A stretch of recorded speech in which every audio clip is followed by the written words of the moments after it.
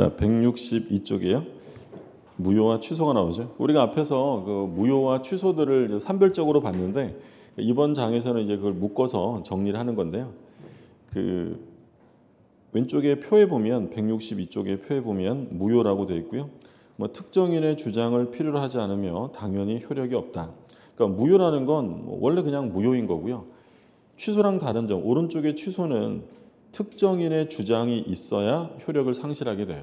그러니까 취소는 취소권자라는 게 있는데 무효는 무효권자라는 게 없어요. 무효는 이해관계만 있으면 누구라도 주장을 할 수 있는 거고요. 그리고 무효는 두 번째 칸에 처음부터 효력이 없는 것으로 다루는다. 무효라는 건 일단 성립은 됐지만 처음부터 효력이 없는 거고요.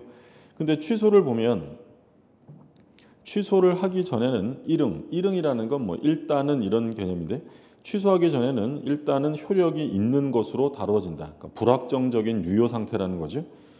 그리고 무효는 시간이 경과할지라도 효력에 변동이 없다. 그러니까 한 번 무효는 영원한 무효가 원칙입니다. 근데 취소를 보면 일정한 시간, 이걸 이제 뒤에서 제척기간이라고 부를 텐데 이 제척기간이 경과하면 취소권은 소멸하고 그러니까 취소권이 소멸하니까 이제 그건 확정적으로 유효한 것으로 바뀌어요. 취소 가서 보시고. 그럼 우리가 지금까지 오늘이 이제 3주차잖아요. 오늘까지 공부한 것 중에 무효라는 거 뭐 생각나는 거 뭐 있으세요? 무효. 인간적으로 한두 개는 생각이 나야죠. 무효라고 하면 반사회적, 불공정 무효 이런 거 있었고요. 또 뭐 의사무능력자 법률행위 또는 뭐 원시적 불능 등등이 있었어요. 근데 이 무효 중에서 원칙은 제3자가 보호되지 않는 절대적 무효인데 상대적 무효가 두 개 있었어요. 선의의 제3자가 보호되는 무효 두 개가 뭐였냐면 비진의, 통정. 우리가 비진의, 통정, 착오, 사기, 강박은 전부 선의의 제3자 보호 규정이 있었잖아요. 그래서 이 제3자가 보호되는 무효를 뭐라고 부르냐면 상대적 무효라고 불러요. 오른쪽에 오른쪽에 보시면 무효의 종류라고 해서 1번에 절대적 무효와 상대적 무효라고 되어 있죠. 1번의 절대적 무효는 이게 무효의 원칙인데요. 제3자가 보호되지 않는 거예요. 누구한테나 주장할 수 있는 무효. 그럼 2번에 상대적 무효가 있죠. 두 가지밖에 없어요. 둘째 줄 가운데 비진의 표시 그리고 통정 허위 표시. 요거는 제3자가 보호되는 상대적 무효예요. 그리고 왼쪽의 표에 그 무효는 쭉 적용례가 많은데 취소는 딱 세 가지밖에 없어요. 우리 민법에서 취소할 수 있도록 규정한 건 딱 세 가지예요. 제한 능력, 착오, 사기, 강박. 우리가 다 공부했던 거죠. 제한 능력자 행위와 착오, 사기, 강박. 그래서 머리 글자 따서 세 가지. 제착사 딱 요 세 가지만 취소 사유로 규정되어 있고요. 자, 오른쪽에 계속 보면 그 전부 무효와 일부 무효가 나오는데 이건 뒤에서 바로 나올 거고요. 지금부터 이제 보실 내용은 3번이에요. 확정적 무효와 유동적 무효. 이건 이제 뭐냐면 무효의 종류로 확정적인 무효와 유동적 무효가 있는데 그러니까 이게 원칙입니다. 그러니까 무효인 것은 무효로 확정되어 있는 게 원칙인데 근데 무효 중에는 유동적인 게 있어요. 그러니까 유동적이라는 건 지금은 무효지만 이게 유효로 변할 수도 있다는 거예요. 우리 전 시간에 뭐 공부했냐면 무권대리인 행위를 봤죠. 무권대리인의 법률행위는 본인에 대하여 효력이 없다. 무효다라고 했어요. 근데 이게 무효인데 나중에 본인이 추인하면 어떻게 돼요? 추인하면 소급해서 유효가 된다고 했죠. 그럼 이 무권대리인 법률행위는 현재는 무효지만 확정된 무효가 아니라 유동적이다. 다른 말로 하면 불확정적 무효라는 말을 쓰는 거죠. 그럼 지금 이제 공부하는 건 뭐가 있냐면 토지거래 허가구역에서 유상의 법률행위 했을 때 그러니까 토지거래 허가구역 이건 나중에 이제 중개사법 할 때 공부하실 거예요. 부동산 신고 거래 등에 관한 법률에서 공부할 텐데 보통 이제 어떤 지역을 개발할 때 있잖아요. 개발하면 일단 그 지역을 토지거래 허가구역으로 묶어버려요. 왜냐하면 이제 투기 같은 걸 방지하려고. 그래서 그 지역에서 뭐 매매계약이나 교환계약처럼 대가가 있는 유상계약을 할 때는 허가를 받아야만 합니다. 만약에 허가를 받지 않고 허가구역에서 매매계약을 하면 그 매매계약의 효력은 뭐가 되냐면 무효예요. 무효. 허가 없이 하면. 근데 현재 허가 없이 허가구역에서 매매계약을 하면 무효인데 나중에라도 허가를 받으면 계속 무효일까요? 유효로 될까요? 유효로 바뀌어요. 그럼 이건 확정적 무효가 아니라 무슨 무효라는 거예요? 유동적 무효다라는 거예요. 이런 것들을 유동적 무효다라고 하고 사례를 간단하게 보면 자, 갑이 을한테 토지 매매 계약을 합니다. 그러면 매수인이 매도인에게 계약금을 지급하고요. 중도금 날짜와 잔금일과 등기 제공일을 정합니다. 그럼 이렇게 계약을 했으면 하나하나 이행을 해야 되고요. 만약에 을이 약속한 날에 중도금을 지급하지 않는다. 그러니까 매매 계약을 했는데 매수인이 대금을 안 줘요. 그럼 이걸 우리가 뭐라고 부르냐면 채무불이행이라고 불러요. 채무불이행. 그러면 이 갑이 달라고 하는데도 을이 끝까지 안 주면 갑은 대금 미지급을 이유로 계약을 뭐 할 수 있냐면 해제하는 거예요. 해제. 이게 일반 거래입니다. 근데 이게 일반 토지가 아니라 만약에 허가구역 안에 있었어요. 허가구역 안에 있는 토지인데 아직 허가를 안 받은 상태예요. 그럼 현재 이 매매계약은 유효예요? 무효라는 거예요. 현재 무효예요. 근데 말씀드린 것처럼 나중에라도 허가를 받으면 유효가 될 수 있기 때문에 이런 무효가 유동적 무효인데 그러면 허가를 받지 않았기 때문에 이 토지와 관련되는 거래 계약은 아무런 효력이 없다. 토지와 관련되는 거래 계약은 무효예요. 그럼 만약에 허가구역에서 허가를 안 받았는데 을이 약속한 날에 대금을 지급하지 않습니다. 또는 갑이 을에게 약속한 날에 등기를 제공하지 않았다. 그러면 채무불이행을 이유로 손해배상이나 해제를 할 수 있겠느냐. 이게 될까 안 될까요? 될 수가 없겠죠. 왜냐하면 지금 상태는 뭐니까? 무효 상태니까 대금 지급 의무도 없고 등기 제공 의무도 없어요. 그러니까 허가받지 않은 상태에서는 토지와 관련되는 거래 계약은 아무런 효력이 없어요. 그럼 만약에 이 을이요 갑한테 야 내가 나중에 허가 받을게. 그럼 우리 허가를 받을 거니까 허가를 조건으로 지금 등기를 달라고 할 수 있다는 거예요? 없다는 거예요? 없다는 거예요. 허가 안 받으면 이건 무효니까 허가를 조건으로 등기 청구 같은 것을 할 수가 없다는 거예요. 첫 번째 나왔어요. 토지와 관련되는 거래 계약은 아무런 효력도 없어요.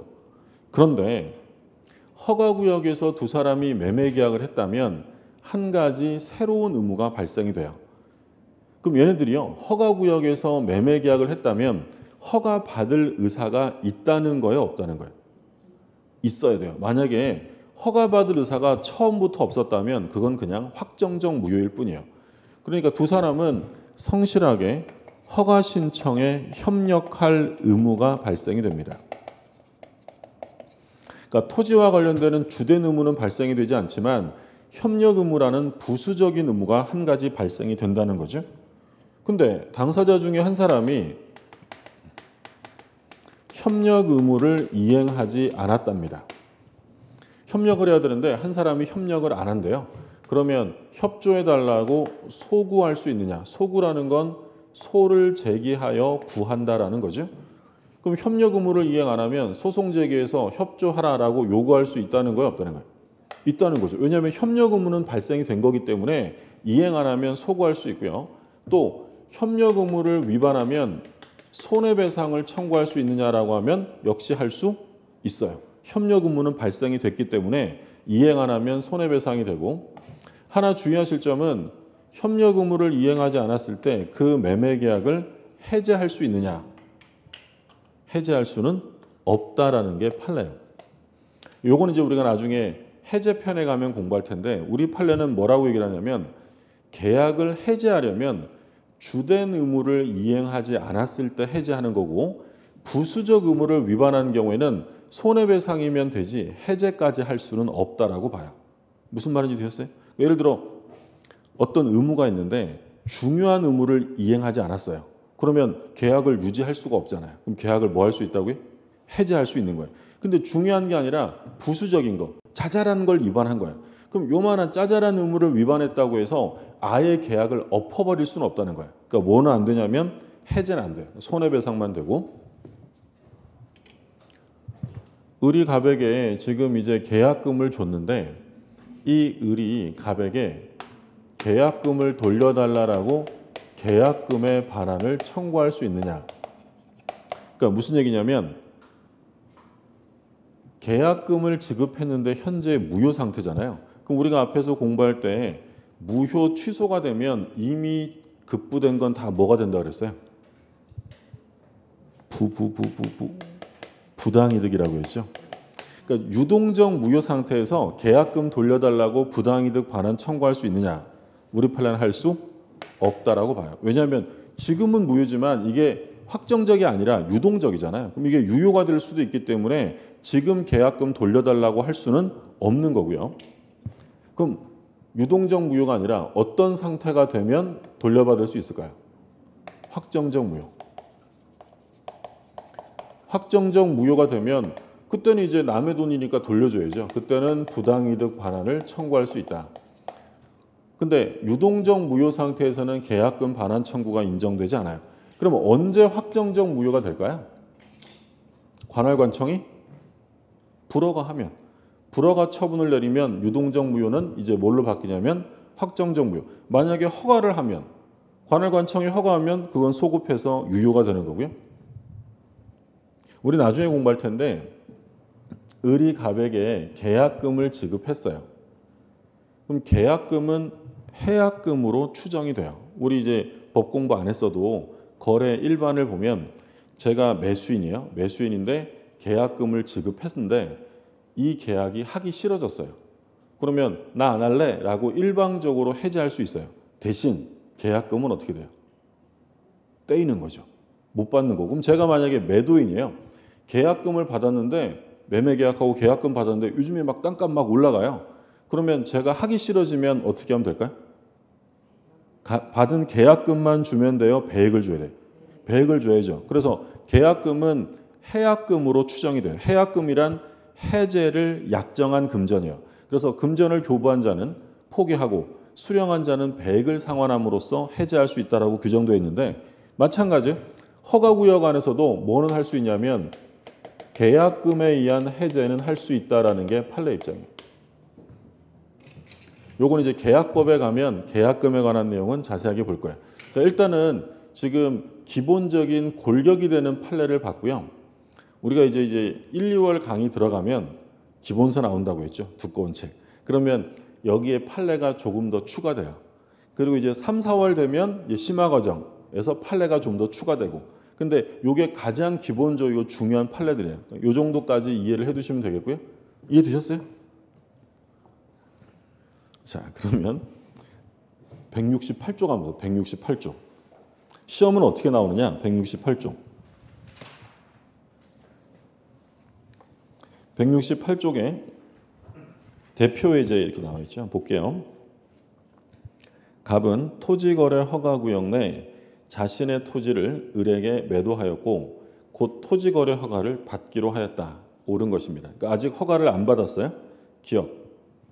갑과 을은 토지거래 허가 신청 절차에 협력할 의무가 있다.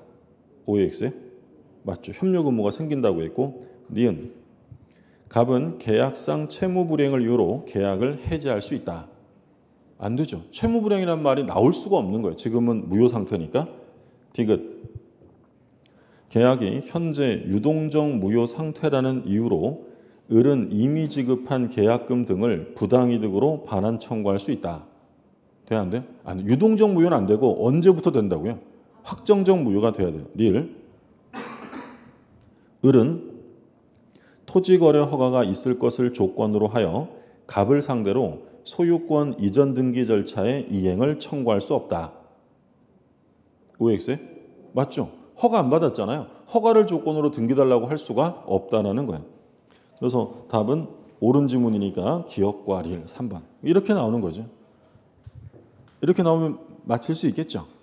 그러니까 지금 처음인데 뭐 대충 감이 오면 이게 1, 2월 보고 3, 4월 보고 5, 6월 반복하면 나중에 쉽게 풀 수 있는 문제.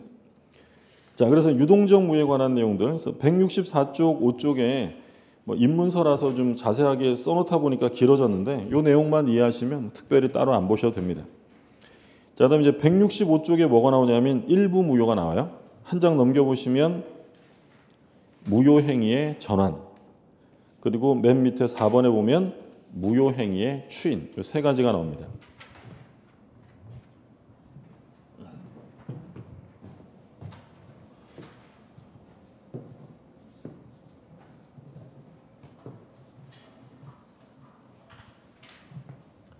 이 세 가지를 뭐 보통 묶어서 무효의 재생 이런 말을 써요.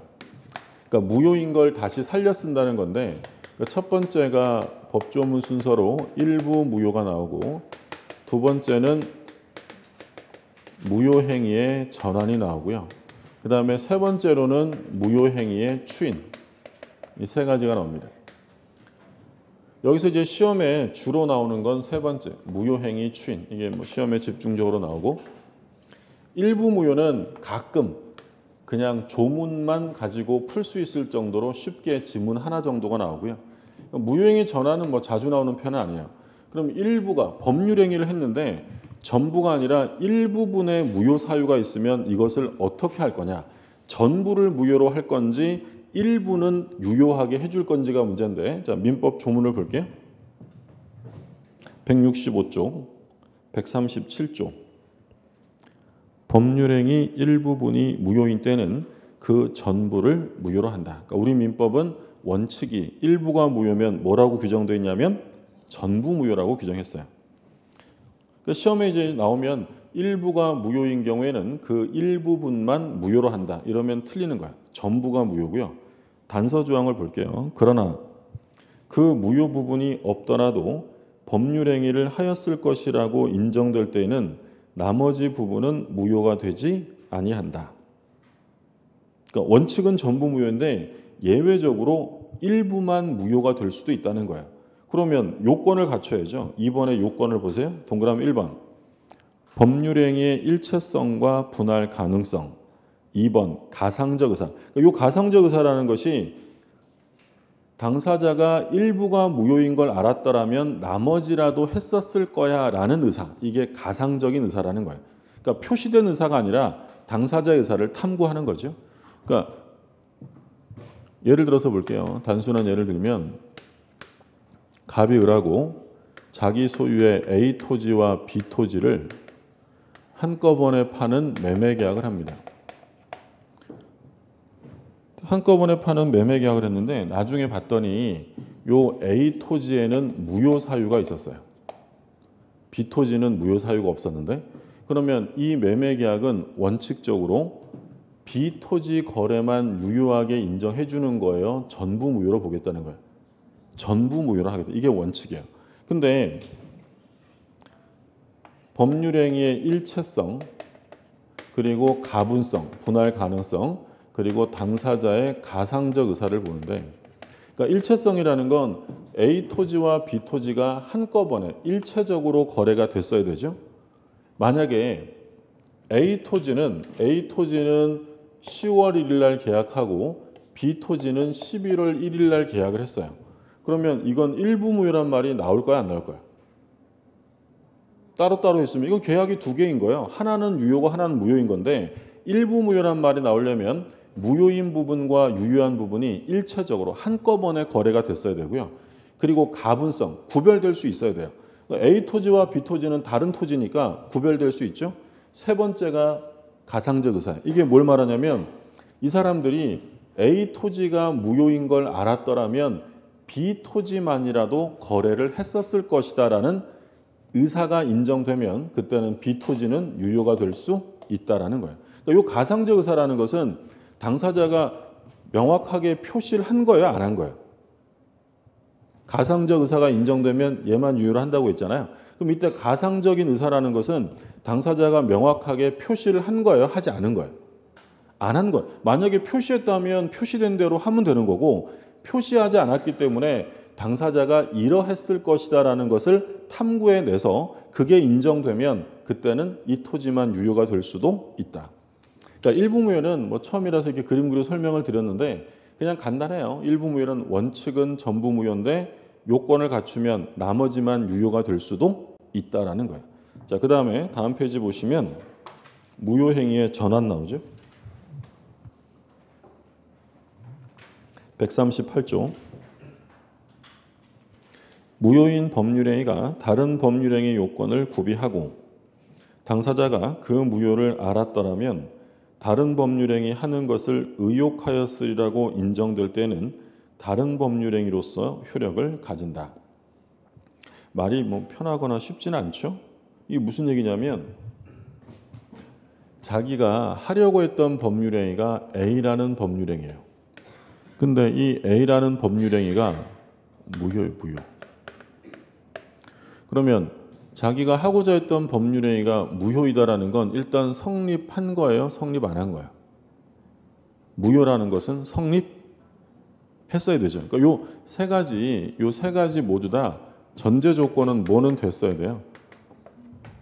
성립은 됐어야 되고, 성립이 안 되면 무효란 말을 쓸 수 없다고 했죠. 성립은 됐는데 효력 요건을 갖추지 못해서 무효다. 근데 A라는 법률행위를 하려다 보니 B라는 법률행위의 요건을 우연히 갖추게 됐다는 거예요. 근데 이 A라는 행위와 B라는 행위의 법률 효과가 비슷해요.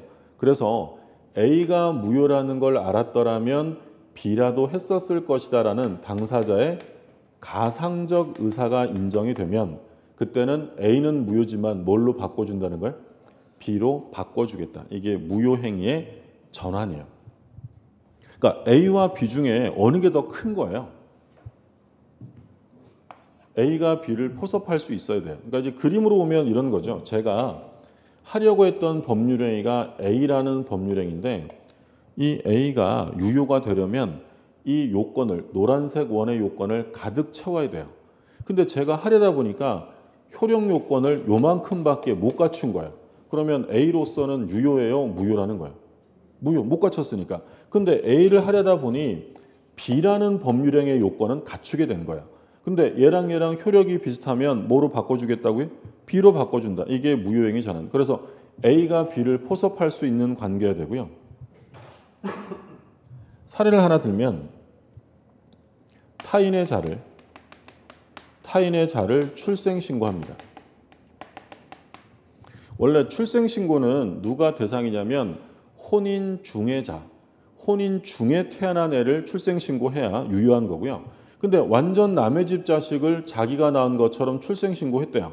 그러니까 예를 들어 갑과 을이 부부인데 자기 부부 사이에 태어난 애가 아니라 예를 들어서 A와 B 사이에 태어난 C가 있는데 이 갑과 을이 요 A, B의 동의를 얻어서 얘를 자기들이 직접 출생신고를 해버린 거예요. 그럼 이 출생신고는 당연히 유효겠어요? 무효예요? 남의 집 자식 출생신고하면 무효죠, 무효. 근데 무효인데 이 사람들은 왜 출생신고를 했냐면 얘를 자기 자식으로 키우고 싶었던 거예요. 그러면 타인의 자를 자기 자식으로 키우는 행위를 우리 뭐라고 불러요? 입양이죠. 그러면 출생신고는 무효지만 뭘로 바꿔줄 수 있냐면 입양으로 전환시켜 줄 수 있다는 거예요. 이게 무효행위의 전환이에요. 그러니까 의미만 이해하시면 돼요. 무효지만 다른 요건을 갖췄다면 그걸로 바꿔주는 행위. 말 제목 그대로 무효행위를 뭐 해주는 거예요? 전환시켜 준다라는 거예요. 자, 그 얘기고 그 다음에 제일 중요한 게 나옵니다. 4번 무효행위의 추인. 139조. 무효인 법률행위는 추인하여도 그 효력이 생기지 아니한다. 무효니까 원래 추인해봐야 무효인데 그러나 당사자가 그 무효임을 알고 추인한 때는 새로운 법률행위로 본다.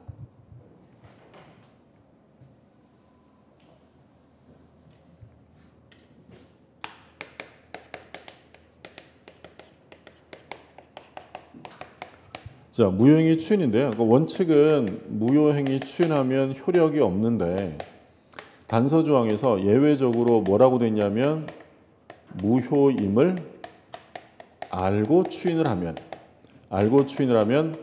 새로운 법률행위를 한 것으로 본다라고 되어 있습니다. 여기서 이제 시험에 가장 많이 나오는 건 뭐냐면 무효임을 알고 추인하면 새로운 법률행위를 한 것으로 본대요. 그럼 이건 소급표가 있다는 거예요, 없다는 거예요? 무효임을 알고 추인하면 새로운 행위로 인정한다는 건 소급표가 없다. 처음부터가 아니라 지금부터 새로운 행위를 한 것으로 본다는 거죠. 이게 가장 시험에 많이 나왔고, 그래서 원칙은 소급표가 없어요. 물론 예외는 있어요. 예외적으로 소급표가 있는 경우도 있는데, 뭐 당사자가 약정을 하거나 또는 신분행위, 가족법상 행위의 경우에는 예외적으로 소급표가 인정될 수 있지만, 그런 말이 없는 한 원칙은 새로운 행위로서 소급표가 인정되지 않는다. 매년 출제하다가 한번 이렇게도 물어봤어요. 무효임을 알고 추인한 경우에는 처음부터 새로운 행위를 한 것으로 본다. OX에? 틀려요. 처음부터가 아니라 언제부터? 추인 시부터 새로운 행위를 하는 거죠. 소급표가 없다는 점이 가장 중요하고요.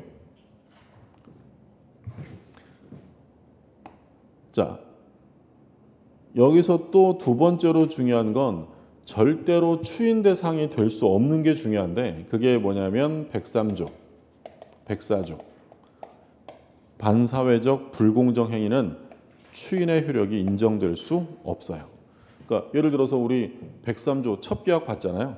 첩계약을 한 다음에 두 사람이 무효인 걸 알고 추인한다고 새로운 첩계약으로 효력을 인정해 줄 수는 없는 거예요. 그러니까 반사회적 불공정 행위는 절대로 추인 대상이 될 수 없고요. 두 번째, 추인을 해서 새로운 행위로 인정을 받으려면 추인할 때 무효 사유가 남아 있어도 돼요. 무효 사유는 제거돼야 돼요. 무효 사유는 전부 다 소멸돼야 돼요. 제거돼야죠. 그러니까 추인할 때 여전히 무효 사유가 남아 있다면 그건 여전히 무효이기 때문에 추인할 때는 무효 사유가 전부 제거, 소멸되었어야 한다. 자, 예를 들어서 하나 볼게요. 갑이 을에게 강제 집행을 면하기 위해서 허위로 가장매매로 부동산의 소유권을 이전해 줍니다. 자, 가장매매 이거 기억나세요? 이거 우리 언제 뭐 할 때 봤죠? 통정 허위 표시할 때 봤죠? 기억 안 나는 게 정상인 거예요. 기억이 좀 나시는 분은 좀 비범하신 거고, 원래 기억 안 나요. 벌써 일주일 열흘 넘어가면. 그러니까 갑이 을에게 실제로 소유권을 넘겨줄 의사가 없는데 강제 집행을 면하려고 친구랑 짜고 소유권 이전에 표시를 했잖아요. 그럼 의사와 표시가 일치하지 않고 갑이 혼자 했어요? 짜고 했어요? 짜고 했죠. 그래서 통정, 짜고 한 허위의 표시다라고 했죠. 이게 무효입니다. 통정허위 표시 무효. 근데 이 을이요, 허위로 넘겨받아서 사용을 해봤는데 이게 너무 마음에 들어요. 이 부동산이. 그러니까 을이 진짜 사고 싶은 거예요. 그럼 이 경우에 갑과 을이 만나서 새로운 매매계약서 또 쓰고 그럴 필요 없이 두 사람이 무효인 걸 알고 뭘 하면 된다는 거야? 추인하면 돼요. 무효인 걸 알고 추인하게 되면 그러면 새로운 법률 행위를 한 것으로 본다. 그럼 얘들이 무효인 걸 알고 추인하게 되면 이 가장매매가 처음부터 유효한 매매로 바뀌는 거예요? 아니면 지금 진짜 매매 계약을 한 거예요? 지금 진짜 한 거죠. 그러니까 새로운 행위를 한 것이지 이게 처음부터 유효가 된다는 얘기는 아니다라는 거예요. 무슨 말씀인지 드셨어요? 그래서 가장 중요한 게 소급표가 없다. 이번 시험에 이거 똑같은 사례를 해서 출제했어요. 가장매매, 통정허위 표시를 했는데 무효인 걸 알고 추인하면 뭘로 인정한다고요? 새로운 행위로. 이제 진정한 매매 계약을 한 것이지 이게 처음부터 유효한 계약으로 바뀌는 것이 아니다라는 거예요. 그게 핵심이고. 이해되셨어요? 네. 그러니까 무효임을 알고 추인하면 예전 행위가 유효가 된다는 게 아니라 지금부터 효력이 생긴다는 거고요. 근데 예외적으로 신분행위 같은 경우에는 무효행위의 추인이지만 가족법상 행위니까 이건 성질상 소급표를 인정한다라는 게 판례예요. 예외는 있다는 점 보시고요. 그러니까 어떤 사건이 있었냐면 기아 사건인데, 그러니까 3살 난 아이가 버려져 있었어요. 근데 어떤 부부가 그 아이를 데려와서 키운 거예요. 어떤 의사가 있었냐면 입양의 의사가 있었던 거예요. 근데 이제 그때 당시에 그 입양을 하려면 그 15세 미만의 자를 입양할 때는 그 입양되는 아이의 부모 동의가 반드시 있어야 돼요. 부모 동의가 없으면 그건 무효입니다. 그러면 버려진 아이를 데려와서 키웠다면 이 입양은 유효예요, 무효예요? 무효예요, 무효. 동의가 없었잖아요. 근데 얘가 무럭무럭 자라서 15세를 넘깁니다. 그럼 15세를 넘기면 스스로 입양을 결정할 수 있어요. 그러면 15세를 넘긴 이 아이가 그 무효인 입양을 추인하게 되면 이 15살 넘어간 애가 추인하면 그때부터 그 집 자식으로 다룰까요? 주워왔을 때부터로 다룰까요? 주워왔을 때요. 이건 가족법상 신분의 이기 때문에 너 지금부터 이 집 자식이야 이렇게 할 수 없기 때문에 그때는 예외적으로 소구표를 인정해요. 근데 이런 재산상의 법률행위는 소구표 없고 추인하면 그때부터 효력이 인정이 됩니다. 자, 교재 한번 볼게요. 167쪽에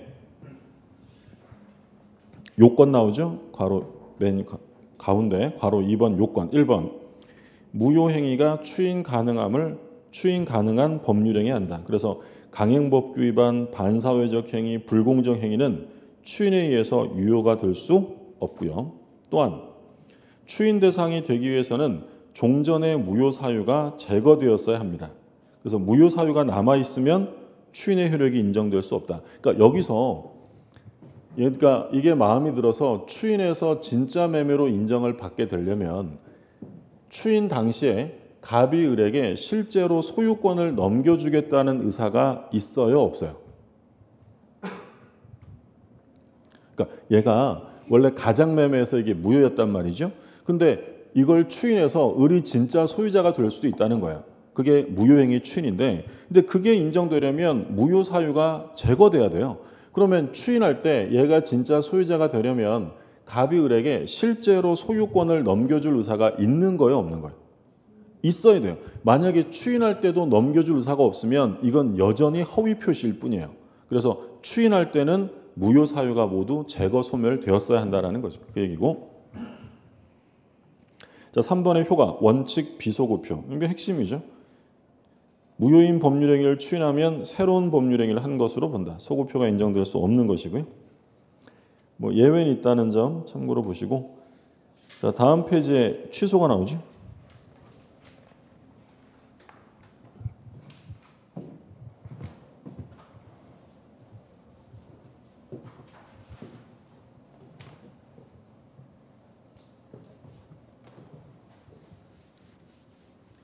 이제 전 과목 쭉 이제 다 돌고 있죠. 어떻게 하실만 하세요? 어떤 과목이 제일 어려운 것 같아요? 민법이요?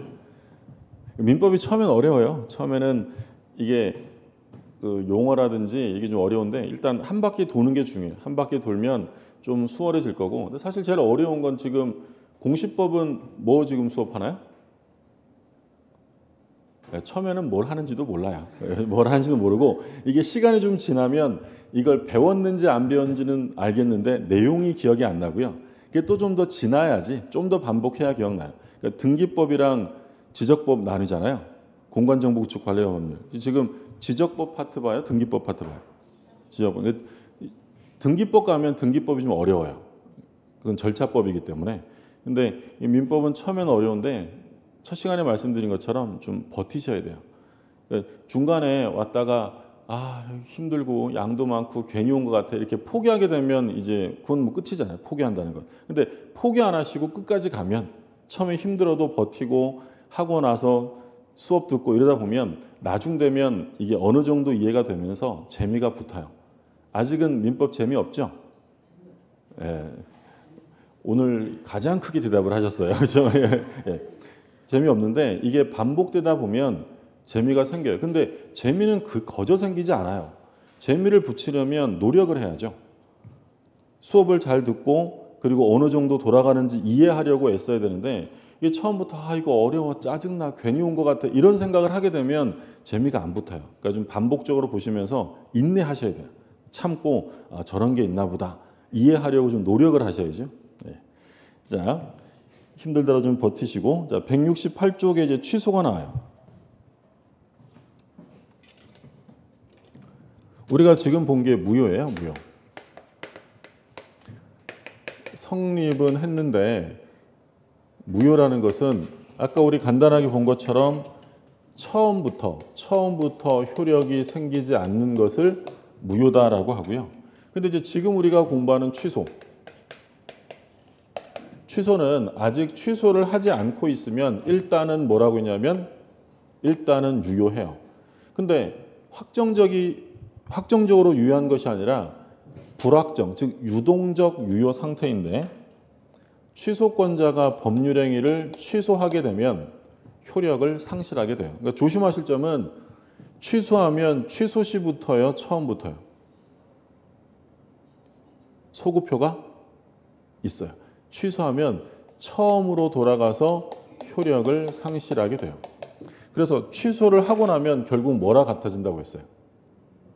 무효랑 같아진다라고 했죠. 취소하면 결국 무효가 돼요. 근데 취소는 일단은 유효한 거예요. 근데 우리가 생각해 보면 취소할 수 있다고 해서 반드시 취소를 해야 되는 것은 아닙니다. 나 취소 안 할래 라고 할 수 있는데 그런 행위를 취소할 수 있는 행위의 추인이라고 불러요. 그러니까 이건 뭘 말하냐면 아직 취소 안 했어요? 불확정적 유효 상태입니다. 근데 제가 사기를 당했는데 뭐 가만히 생각해 보니까 별로 큰 피해는 없었고 어차피 팔고 싶었던 거고 그러면 야, 나 취소 안 하고 이거 추인한다 라고 할 수 있고요. 그럼 추인하게 되면 이 불확정적 유효였던 법률행위가 뭘로 바뀌냐면 확정적 유효로 바뀌어요. 그러니까 세모였던 게 동그라미로 바뀌어요. 확정적으로 유효가 된다. 그래서 취소할 수도 있고 취소하지 않고 뭐 할 수도 있냐면 추인할 수 있어요. 그러면 추인한 사람이 나중에 다시 취소할 수 있느냐? 다시 취소할 수는 없죠. 이제 뭐가 돼버렸으니까. 확정적으로 유효가 됐으니까 그 얘기고요. 자, 그러면 교재 잠깐 볼게요. 169쪽에 취소권자가 나옵니다. 취소권자. 140조. 취소할 수 있는 법률행위는 제한 능력자, 착오로 인하거나 사기 강박에 의하여 의사표시를 한 자, 그의 대리인 또는 승계인만이 취소할 수 있다. 그러니까 취소권자는 법이 딱 정해놨어요. 이 사람들만 할 수 있는 거예요. 그러니까 취소권자는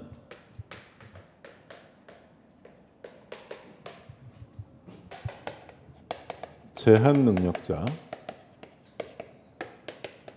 두 번째 착오나 사기, 강박에 의한 의사표시를 한 자, 세 번째 대리인, 네 번째 승계인. 이 사람들만 할 수 있어요. 딱 법이 제한적으로 열거하고 있는 거고요. 그럼 제한 능력자는 뭐 잘 아시는 것처럼 세 부류가 있었죠. 미성년자, 피한정 후견인, 피성년 후견인 이런 사람들이 있는데 이 제한 능력자도 취소할 수 있어요. 근데 유의하실 점은 이 제한 능력자가 단독으로 할 수 있다는 거예요.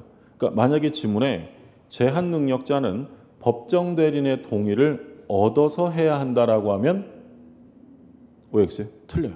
또는 미성년자는 성년자가 된 이후에야 취소할 수 있다라고 하면 틀리다는 거예요. 그러니까 제한 능력 상태에서도 취소는 얼마든지 할 수 있어요. 왜 그러냐면 제한 능력자가 취소를 해요. 미성년자가 취소를 하게 되면 이제 그 미성년자는 계약상의 책임을 지게 되어 책임에서 벗어나게 되는 거예요. 취소를 하면. 벗어나는 거죠. 취소해버렸으니까. 그러니까 제한 능력자도 얼마든지 책임을 벗어나는 취소는 할 수 있다는 거예요. 그럼 뭐랑 나중에 구별해야 되냐면 추인이에요. 추인. 추인은 불확정적 유효를 확정적 유효로 바꿔주는 거예요. 이제 취소 못하는 거죠. 그러면 미성년자가 단독으로 추인할 수 있게 하면 돼야 안 돼요? 안 되죠. 확정 유효가 되어버리면 미성년자가 책임을 져야 되잖아요. 그래서 추인은 성년자가 되거나 법정 대리인 동의를 얻어서 해야 되는 거예요. 추인은. 그런데 취소는 제한 능력 상태에서도 얼마든지 단독으로 할 수 있다라는 거예요. 첫 번째 보셨고 두 번째 착오나 사기 강박. 그래서 우리가 취소할 수 있는 거 세 개라 그랬죠. 제착사. 요 세 가지 경우에만 우리 법이 취소할 수 있도록 규정을 한 거고요. 그 다음에 이제 대리인이 있는데 대리인은 우리가 대리의 종류를 볼 때 수권행위에 의해서 만들어지는 대리가 뭐였어요? 수권행위 하면 임의 대리인이 있고 법률이 정하는 법정 대리인이 있죠. 그러면 임의 대리인은 원칙적으로 취소할 수 없다라고 했어요. 효과가 다 누구한테 가요?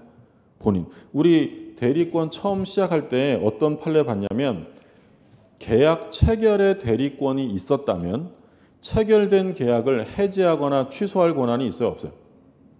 반대되는 권한은 없다고 했잖아요. 그럼 해제나 취소하려면 별도로 또 뭐가 있어야 되냐면 따로 특별수권이 있어야 취소가 가능해져요. 그래서 임의 대리는 별도의 수권이 없는 한 취소할 수 없고요. 법정 대리는 당연히 할 수 있고요. 법정 대리인, 뭐 친권자, 후견인 이런 사람들은 할 수 있고 승계인, 특별 승계, 포괄 승계. 우리 특정 승계라고도 봤죠. 매매와 같은 게 특별 승계였고 포괄 승계라는 것은 상속 이런 거였죠. 그러니까 이런 취소권자를 승계한 사람도 얼마든지 취소권을 행사할 수 있다는 거예요. 자, 예를 들어 볼게요. 갑이 있는데 을이 갑에게 사기를 칩니다. 갑이 부동산의 소유자예요. 사기를 쳐서 지상권 설정 계약을 합니다. 지상권 설정. 이 지상권은 우리가 이제 다음 주에 물권법 들어가면 공부할 거예요. 지상권은 딱 제목을 보니까 공부 안 했지만 땅 빌리는 것 같아요? 건물 빌리는 것 같아요? 땅 짓자예요. 땅 짓죠? 땅을 빌려서 그 땅에다가 뭐 만들고 이런 게 지상권이에요. 그러니까 토지를 빌리는 건데 물권으로 설정하는 게 지상권. 그러니까 지금은 일단 토지를 빌려 쓰는 권리다라고 생각하시면 돼요. 그럼 사기당해서 얘가 얘한테 지상권 설정해 줬잖아요. 그럼 갑은 이 계약 취소할 수 있어요? 없어요? 갑은 이 넷 중에 어디에 들어갈까요? 사기 강박을 당한 사람이니까 취소할 수 있어요. 근데 만약에 갑이 사망을 해서 병이 상속을 받았어요. 그러면 상속인 병은 이 계약을 취소할 수 있을까요? 없을까요? 있죠. 얘는 어디에 들어가요? 승계인 중에서 포괄 승계인이죠. 취소권자의 지위를 승계했다면 얘도 취소할 수 있다는 거예요. 나온 김에 하나 더 보면 을이라는 사람이 지상권을 사기쳐서 취득해서 이거를 A에게 팝니다. 그럼 현재 지상권자는 A예요. 그럼 병은 취소를 A에게 할까요? 을에게 할까요? 취소의 상대방은 언제나 법률행위의 상대방이지 얘한테 하는 거 아니에요. 그러니까 지금 현재 권리자가 아니라 사기로 인한 계약을 한 상대방은 누구라는 거예요? 을인 거죠. 우리 지난주 이거 봤어요. A가 갑에게 사기를 쳐서 자기와 법률행위를 한 게 아니라 을과 매매 계약을 하게 만들었다. 그럼 매매 계약의 상대방은 을이고요.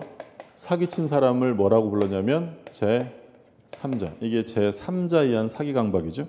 그러면 제3자가 사기쳤다고 갑이 언제든지 취소할 수 있다라고 하면 누가 예상치 못한 피해를 보냐면 을이. 그래서 우리 민법에서는 제3자가 사기친 경우에는 언제 취소할 수 있다고 정했어요. 상대방이 사기 사실을 알았거나 알 수 있었을 때 하나여 취소할 수 있다라고 규정했죠. 그럼 만약에 이 을이 제3자의 사기 사실을 알았거나 알 수 있었어요. 갑은 취소를 을에게 할까요? A에게 할까요? 누구랑 계약했어요? 을. 취소는 을한테 하는 거야. 그러니까 취소의 상대방은 언제나 법률행위를 했던 직접 상대방에게 하는 것이지 사기쳤다고 무조건 얘랑 하는 게 아닌 거예요. 현재 권리자도 아니고 법률행위 상대방에게 한다. 자, 교재 볼게요. 169쪽에 취소권자 1번 제한능력자, 2번 사기 강박에 의하여 의사표시한 자, 3번 대리인, 4번 승계인 나와 있고요. 다음 페이지 보면 취소의 방법이죠. 단독행위예요. 단독행위. 단독행위는 말씀드린 것처럼 승낙이 필요 없이 일방적으로 효과를 발생시키는 건데 근데 취소권은 형성권이므로라고 되어 있어요. 그러니까 단독행위를 권리의 종류로 보면 형성권이라고 불러요. 그러니까 형성권을 행사하면 상대방의 승낙이 필요하다는 거예요? 필요 없다는 거예요? 필요 없다. 그러니까 우리 권리의 종류로 보면 청구권이 있고요. 청구권이 있고 형성권이 있는데 그러니까 청구권이라는 것은 상대방에게 말 그대로 뭐 하는 거냐면 청구하는 거예요. 청구. 그럼 청구권은 상대방의 승낙, 응해줘야만 되는 거고요. 형성권이라는 건 상대방의 승낙이 필요 없어요. 말 그대로 권리 행사로서 권리 변동이 형성된다라는 거예요. 그러니까 단독 행위를 권리의 종류로 보면 뭐라고 부른다고요? 형성권, 형성권. 그래서 뭐 취소권, 해제권 이런 것들이 형성권이고요. 2번에 취소의 상대방. 취소의 의사표시는 취소할 수 있는 법률행위 상대방에 대하여 해야 한다. 누구한테 한다고요? 법률행위의 상대방에게 하는 거예요. 이게 이번에도 역시 출제가 됐고, 그 다음에 취소의 효과. 141조 보세요. 취소한 법률행위는 처음부터 무효인 것으로 본다. 중요한 말은 뭐야? 처음부터. 소급표가 있어요. 취소하면 그때부터 무효인 것으로 보는 게 아니라 처음부터 무효인 것으로 보고요. 근데 단서 조항을 보시면 그러나 제한 능력자는 그 행위로 인하여 받은 이익이 현존하는 한도에서 상환할 책임이 있다. 제한 능력자를 위한 특칙이에요. 그러니까 제한 능력자는 받은 것을 다 줘야 되는 게 아니라 뭐만 주면 되냐면 현존 이익만 상환하면 된다는 거죠. 그러니까 이런 거죠. 예를 들어서 갑이 18살의 미성년자인데 자기가 소유하고 있는 부동산, 할아버지가 증여해 주신 부동산이 있어서 그거를 팝니다. 소유권을 넘겨주고 을이 갑에게 대금으로 1억 원을 줬어요.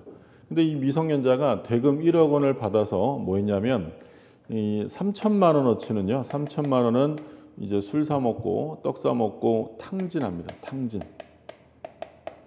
그리고 이제 4천만 원은 집에 생활비로 보탰어요. 집에 생활비로 썼고, 그리고 나머지 3천만 원은 나중에 좋은 일 생기면 또 쓰려고 현재 자기 책상 서랍 안에 넣어두었어요. 근데 계약이 취소가 된 거죠. 갑이 을에게 얼마를 돌려줘야 하느냐라는 문제예요. 그러니까 원래는 무효 취소가 되면 부당이득으로 받은 걸 다 주는 게 원칙인데 제한 능력자는 다 주는 게 아니라 뭐만 주라고요? 현존 이익만 주래요. 그럼 현존 이익이 얼마냐? 3천만 원은 어떻게 했어요? 탕진했죠. 날려먹은 거예요. 없어요, 돈. 그러면 이 3천만 원은 책상 안에 있으니까 줘야 돼, 안 줘야 돼? 줘야죠. 그럼 문제는 얘죠. 생활비로 쓴 4천만 원이 현존이익이냐 아니냐가 문제인데 우리 판례는 얘도 현존이익으로 인정이 돼요. 왜냐하면 이 생활비는 이 돈이 아니면 다른 돈이 쓰였을 것이기 때문에 생활비로 들어간 것도 현존이익에 해당이 된다. 그럼 얼마는 줘야 된다는 거야? 7천만 원. 우리 시험에 한번 그게 나왔어요. 미성년자가 매매 계약을 하고 대금을 받아서 전액 소비해버렸습니다. 그러면 얘는 얼마를 돌려줘야 되느냐? 돌려줄 게 없죠. 근데 이제 우리 시험에 나온 건 뭐냐면 그 받은 대금을 전액 생활비로 사용했다라고 나왔어요. 그럼 얼마를 줘야 돼요? 전액을 줘야 돼요. 그렇죠? 그래서 생활비도 현존이익에 포함되기 때문에 이 경우에는 7천만 원만 주면 된다. 이해되셨어요? 이건 누구를 위한 특칙이라고요? 제한을. 그러면 이 상대방은 현존이익만 반환하면 돼요? 전부 반환해야 돼요? 상대방은 전부 반환이고 오로지 제한 능력자는 현존이익만 반환하면 된다. 그러면 선의일 때만 현존이익 반환일까요? 선악불문일까요? 선악불문. 제한 능력자. 보통 미성년자는 자기가 미성년자인 걸 알까요? 모를까요? 알겠죠. 아니, 자기가 미성년자인 걸 모르면 이건 의사 능력을 의심해 봐야 되고요. 일반적으로 알아요. 알았다 하더라도 제한 능력자가 거래했다면 그건 현존이. 그러니까 이 경우에는 제한 능력자, 소수자를 보호하기 위한 특별 규정이기 때문에 어쩔 수 없이 나중에 거래하거나 이럴 때는 그런 걸 정확하게 살펴봐야 되는 거지. 그 얘기고. 그 다음에 이제 5번에 추인 나오는데 추인부터는 좀 쉬었다가 보시죠.